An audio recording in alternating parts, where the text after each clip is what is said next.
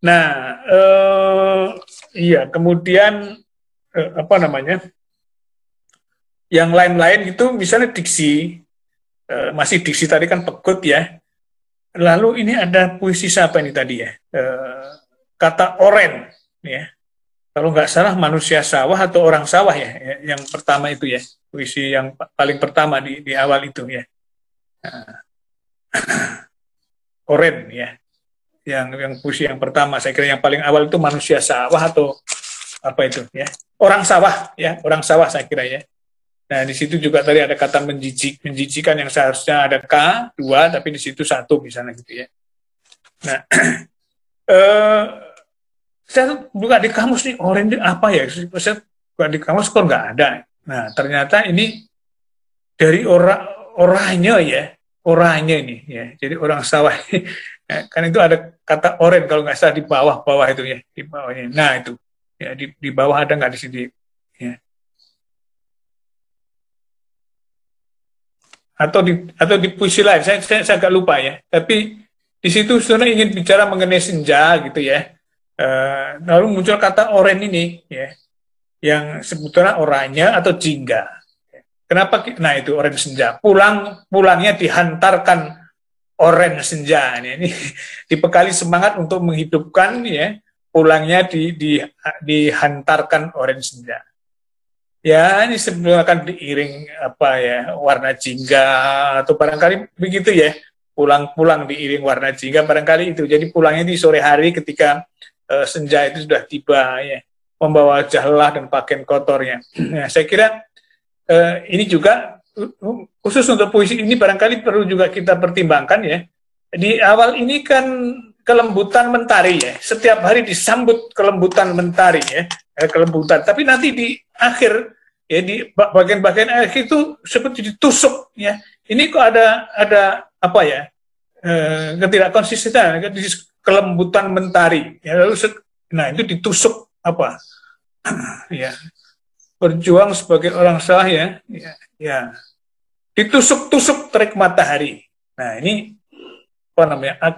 Ya, aku memanglah sekedar apa itu tadi ya. Nah, aku memang sekedar orang sawah berjuang sebagai orang sawah yang terbungkuk di tengah lumpur yang ditusuk-tusuk terik matahari dan dibekukan hujan ya. Hanya topi dan yang seterusnya itu. Jadi di awal kelihatan apa menyambutnya dengan apa menyambut alam ini sebagai sesuatu yang akrab, ramah gitu ya. Di bagian awal itu kan setiap hari disambut kelembutan mentari. Ya memang barangkali kalau pagi itu belum terasa ininya apa namanya panasnya barangkali, tapi ketika yang di tengah ini barangkali berbicara tentang di tengah hari ketika orang terpanggang di tengah hari gitu ya. Kalau yang pagi itu barangkali masih hangat, barangkali masih lembut gitu ya. Bisa juga seperti itu ya. Tapi mungkin juga perlu dipertimbangkan itu ya, konsistensi pengucapan ini. Ya, saya kira itu. Nah, oren itu misalnya bisa juga oranye, bisa juga jingga ya.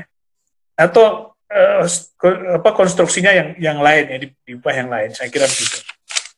Nah, terus penulisan-penulisan yang mungkin salah dalam pengetikan ya, itu pentingnya pada waktu kita bicara mengenai bagaimana menulis puisi tadi kan saya ingatkan ya, pentingnya orang mau mengoreksi ketika puisi yang ditulisnya sudah selesai. Jadi katakanlah kegiatan menulis itu ada 3 tahap, pra penulisan, penulisan dan pasca penulisan. Nah, di pasca penulisan ini jangan dilewatkan ya. Harus itu dilakukan ya. Apa bentuknya? Kita baca ulang apa namanya karya yang kita tulis itu, kita koreksi manakala ada yang salah ketik ya, minimal itu salah ketik ya, seperti kata ini dalam puisi siapa nih Harimu atau yang puisi yang mana ini yang neuron ya, itu puisi bagus itu ya, puisi siapa ya yang proton dengan neutron itu ya, itu saya senang perumpamaannya ya, saya senang metafor yang dipakainya ya. Tetapi ada salah tulis itu ya, jadi apa namanya harusnya itu neutron ya, bukan neuron ya, itu kan proton sama neutron. Nah ini puisi apa nih, sebuah ikatan ini ini bagus ininya, apa namanya, puisinya ya, Ardiansyah ini ya. Apa namanya, saya senang idenya itu, boleh juga itu ya, menggambarkan apa namanya, bagaimana sebuah ikatan itu terbentuk gitu ya. itu itu bagus nih ya. Nah yang seperti ini saya kira kreatif ini. Nah, cuma mungkin cara penulisannya yang harus dibetulkan ya. Jadi hal seperti ini saya kira penting ya. Nah kemudian yang lain-lain ya saya kira nanti bisa dilihat lah, nanti saya ada catatan tersendiri untuk itu. Barangkali nanti mesti diedit lagi, teman-teman memperbaiki kalau itu mau diterbitkan sebagai buku ya. Saya kira itu harus dibaca ulang, ditimbang-timbang lagi, yang salah penulisannya dibetulkan ya, seperti dipaksa, diiringi, teriakan dan seterusnya yang sudah saya daftarkan ya, sebagian diantaranya. Karena kalau dicari yang lain-lain masih banyak saya kira. Nah juga seperti ini dalam ceruk kesedihan ini yang ditulis siapa nih ya. Anida ya, atau Anida Batu Bertuah ya. Nah, tapi ini ada satu dalam ceruk kesedihan ini. Nah ini ada tulis ku bermaksud, ini mungkin apa, ku bermaksud ya, atau yang mana nih ya, ku bermaksud. Nah ya, ku bermaksud, mungkin ku bermaksud ya, barangkali ya, saya kira itu. Nah, jadi kita ikutin kaidah aja dalam hal penulisan seperti itu. Kalau ku itu disambung dengan kata yang mengikutinya, ya, ku pegang, ya, ku ambil, ya, kunya disatukan. Nah ini anida ya. Ya, kini terombang-ambing menentukan jalan, sekian kali ku bermaksud, ya, lari dari derita. Aku tenggelam menahan nafas yang masih bersemayam, ya. Dan terus ya. Nah, ya, saya kira yang seperti ini harus dilihat lagi nantinya. Dan juga ada kata-kata lain yang barangkali masih perlu dipertimbangkan gitu ya. Kalau misalnya kita bisa menggunakan kata biasa aja, kenapa harus harus menggunakan yang bikin susah gitu loh ya. Ibaratnya sebetulnya ya, kita kalau ada sesuatu yang dengan mudah kita tangkap gitu ya, tapi juga punya tenaga, kenapa tidak itu saja daripada kita mencari-cari yang lain ya. Nah seperti ini juga Kala ini tulisan siapa nih? Judulnya Kala nih. Itu terhidup ya. Nah misalnya seperti itu ya. Nah iya. Ya, itu tuh coba ada kata terhidup kan di sini misalnya. Ya. Jendela yang terbuka bersamaan itu, nah ini kan tahu ya seperti itu ya. Lo ada kata terhidup kalau nggak salah ya. Ya. Yang menurut saya kok, ya. Nah, kau dan aku hanya rentetan ya apa. Kau dan aku hanya rentetan kala yang terhidup dalam suatu masa ya. Apa terhidup paling hidup maksudnya ya. Tapi kalau yang saya tangkap kan yang hidup dalam satu masa ya, yang bertarung memperebutkan dan seterusnya. Ya kalau misalnya hidup saja yang nggak pakai gitu ya, kalau yang dimaksud bukan paling hidup, saya kira lebih baik begitu ya. Ya seperti orang kadang menggunakan tersebab ya, kenapa nggak sebab saja gitu ya, seperti itu. Baik, nah ada metafor-metafor yang saya kira juga tadi sudah saya tunjukkan, saya senang pada yang neutron sama proton tadi ya. Tapi juga si Anugrah tadi yang puisi-puisinya yang diksinya sangat terkontrol tadi ya. Tapi juga mungkin ada metafor seperti ini nih. Ini puisi apa nih? Aulia Rahmah nih. Beling cinta nih. Ya. Pak ular piton, pelalap mangsa. Wah, ini boleh juga nih metafornya. Tapi coba kita lihat ini cara penggambarannya itu ya. Pak ular piton, pelalap mangsa ya, di bagian bawah kalau nggak salah ya. paling bawah saya kira nih, paling bawah. Penutup dari, nah ini ya, ya, ya, hembusan angin terngiang di telinga, ya, ya, ya. Pikiran yang kosong entah kemana, kemananya dari lihat di situ kemana kan harusnya dipisah itu ya.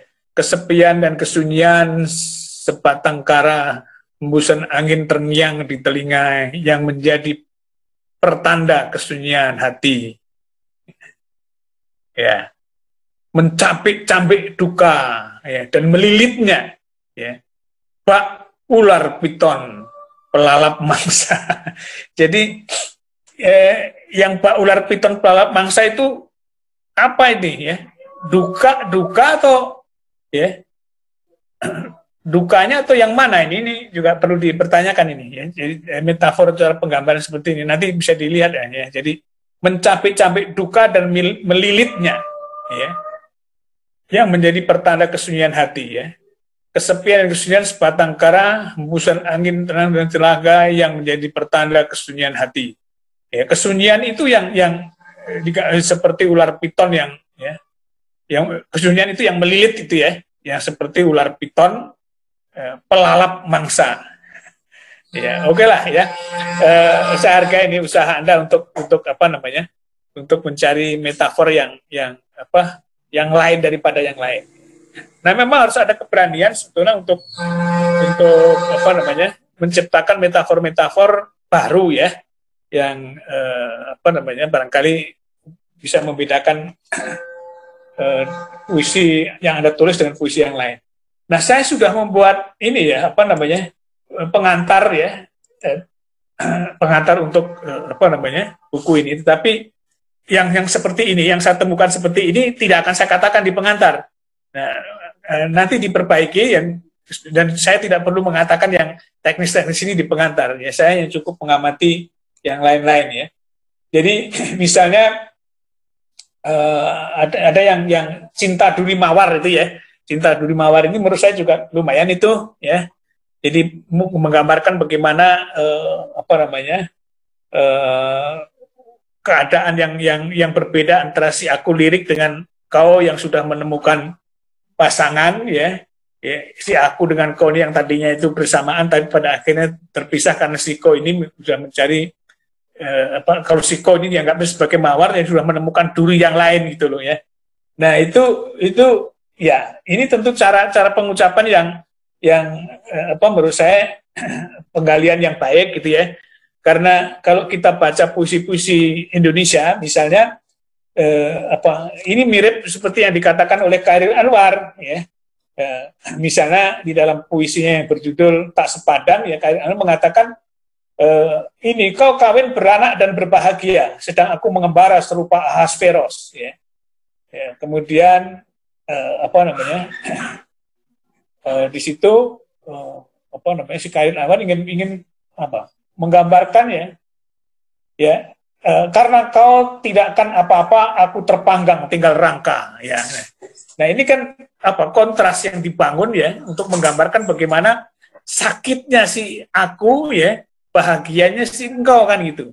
Nah saya kira puisi apa namanya ini tadi cinta duri mawar ini apa senafas atau senada ya, meskipun mungkin tidak seintens puisi Chairil tapi cara penggaliannya saya kira ini apa bolehlah dikasih penghargaan itu. Nah yang kayak gini-gini ini yang apa namanya yang perlu Anda lakukan ya, mencari metafor-metafor, mencari cara-cara ucap yang berbeda dari penyair sebelumnya meskipun barangnya secara tematik sebetulnya hampir sama. Ya penggambaran ini hampir sama dengan puisi Tak Sepadannya Chairil Anwar, cuma Chairil Anwar menggambarkannya lebih intens lagi karena ya pengalaman ininya mungkin barangkali berbeda dengan kita lah ya. Nah, iya saya sudah memberikan catatan ya untuk puisi-puisi saudara ini yang umumnya begini ya. Memang anak muda ini kan banyak menampilkan tema cinta, tapi di dalam antologi ini saya lihat temanya cukup beragam ya.